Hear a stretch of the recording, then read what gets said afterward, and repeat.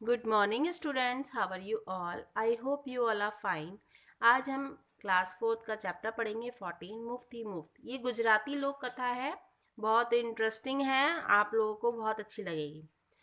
एक दिन भिक्खू भाई का मन नारियल खाने का हुआ, ताज़ा मुलायम कसा हुआ शक्कर के साथ। उसके बारे में सोचते ही भिक्खू भाई ने अपने होठों को चटकारा।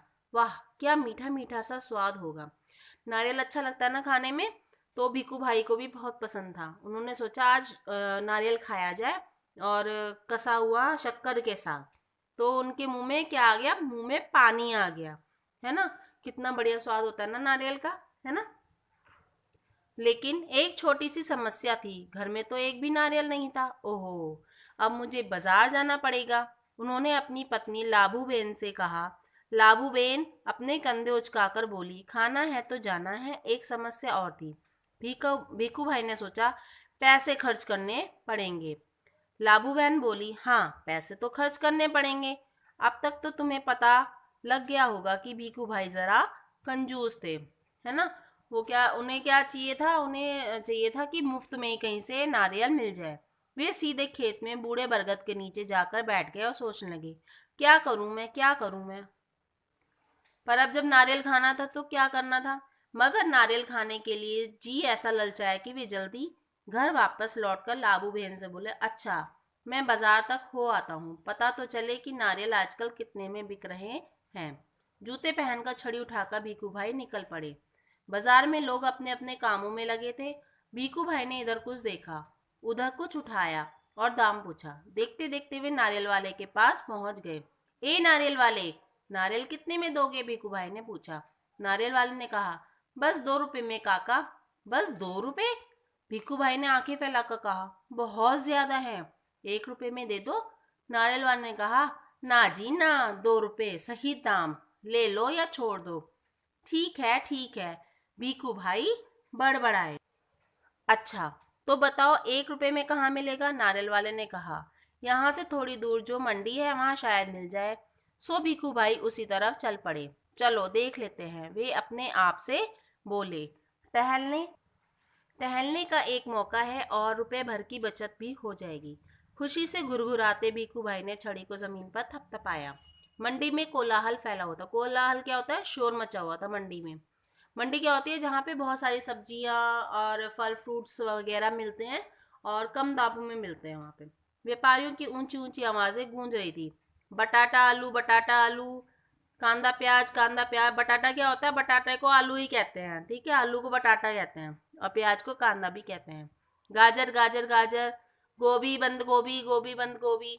माथे का पसीना पहुंचकर भीखू भाई ने इधर उधर ताका। नारियल वाले को देखकर पूछा, अरे भाई, एक नारियल कितने में दोगे? सिर्फ 1 रुपया काका, नारियल वाले ने जवाब दिया।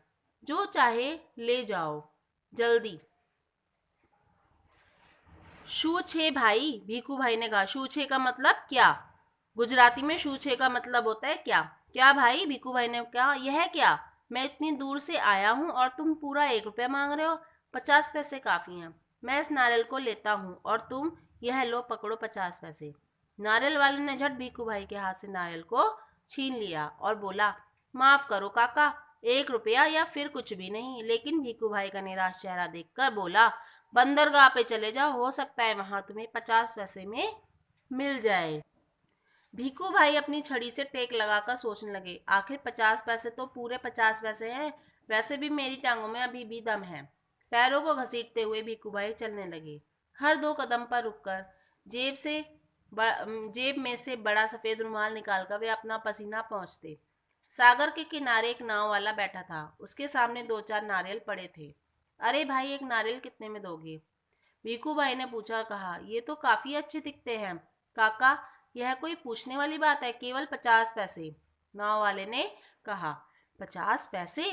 भिक्खू भाई मानो हैरानी से हक्के बक्के हो गए। इतनी दूर से पैदल आए हो, इतना थक गया हूँ, और तुम कहते हो 50 पैसे? मेरी मेहनत बेकार हो गई ना। कितने कंजूस थे ना भिक्खू भाई। वहां 2 रुपए का मिल रहा था, वहां भी छोड़ दिया, जहां 1 रुपए का मिल रहा था वहां भी छोड़ दिया, है ना। अब यहाँ पे आ गए, अब यहाँ पे भी क्या कर रहे हैं वो? तोल भाव मोल भाव कर रहे हैं। ना भाई ना, 50 पैसे बहुत ज्यादा है, मैं तुम्हें 25 पैसे दूंगा, यह लो, रख लो। ऐसा कहते हुए भिक्खू भाई ने झुककर नारियल उठाने ही वाले थे। नाव वाले ने कहा, नीचे रख दो, मेरे साथ कोई सौदा वौदा नहीं चलेगा। थोड़ी देर बाद उसने भिक्खू भाई की ओर ध्यान से देखा और जरा ठंडे दिमाग से बोला, सस्ते में चाहिए? नारियल के बगीचे में चले जाओ, वहां ढेर सारे मिल जाएंगे मनपसंद दाम में। ठीक है, अब आगे देखना उनके साथ क्या होता है, भिक्खू भाई के साथ। भिक्खू भाई ने फिर अपने आप को समझाया, इतनी दूर आए हूं, अब बगीचे तक जाने में हर्ज ही क्या है। सच बात तो यह थी कि वे काफी थक चुके थे, मगर 25 पैसे बचाने के ख्याल में से ही उनमें फुर्ती आ गई। भिक्खू भाई ने सोचा, दोगुना ज्यादा चलना पड़ेगा, पर 4 आने बच भी तो जाएंगे, और फिर कोई भी चीज मुफ्त में कहाँ मिलती है। भिक्खू भाई नारियल के बगीचे में पहुंच गए। वहां की माली को देखकर उससे पूछा, यह नारियल कितने में बेचोगे? माली ने जवाब दिया, जो पसंद आए ले जाओ काका, बस 25 पैसे का एक, देखो कितने बड़े बड़े हैं। हे भगवान, 25 पैसे! पूरा रास्ता पैदल आने के बाद भी जूते घिस गए, पैर थक गए, और अब पैसे भी देने पड़ेंगे। मेरी बात मानो, एक नारियल मुफ्त में ही दे दो। हाँ देखो मैं कितना थक गया हूँ। भिक्खू भाई की बात सुनकर माली ने कहा, अरे काका, मुफ्त में चाहिए ना? यह रहा पेड़, वह रहा नारियल, पेड़ पे चढ़ जाओ और जितने चाहे तोड़ लो, वहां नारियल की कोई कमी नहीं है। पैसे तो मेरी मेहनत के हैं। सच, जितना चाहे ले लूं। भिक्खू भाई तो खुशी से फूले न समाये। मेरा यहाँ तक आना बेकार नहीं गया। उन्होंने जल्दी जल्दी पेड़ पर चढ़ना शुरू कर दिया। पेड़ पर चढ़ते चढ़ते भिक्खू भाई ने सोचा, बहुत अच्छे, मेरी तो किस्मत खुल गई, जितने नारियल चाहे तोड़ लूं और पैसे भी ना दूं, क्या बात है। भिक्खू भाई ऊपर पहुंच गए। फिर वे टहनी और तने के बीच आराम से बैठ गए और दोनों हाथों को आगे बढ़ाने लगे सबसे बड़े नारियल को तोड़ने के लिए। जब पैर फिसल गए, भिक्खू भाई ने एकदम से नारियल को पकड़ लिया।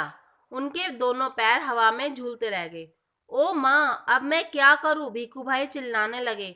अरे भाई, मदद करो, उन्होंने नीचे खड़े माली से विनती की। माली ने कहा, वो मेरा काम नहीं काका, मैंने सिर्फ नारियल लेने की बात कही थी, बाकी सब तुम्हारे और तुम्हारे नारियल के बीच का मामला है।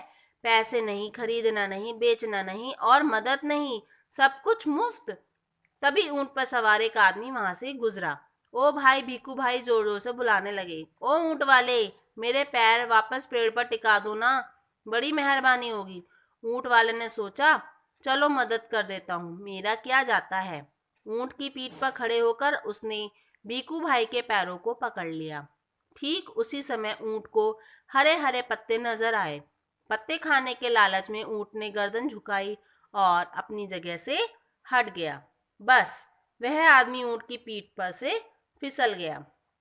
अपनी जान बचाने के लिए उसने भिक्खू भाई के पैरों को कसकर पकड़ लिया। अब दोनों क्या करते? इतने में एक घुड़सवार आया।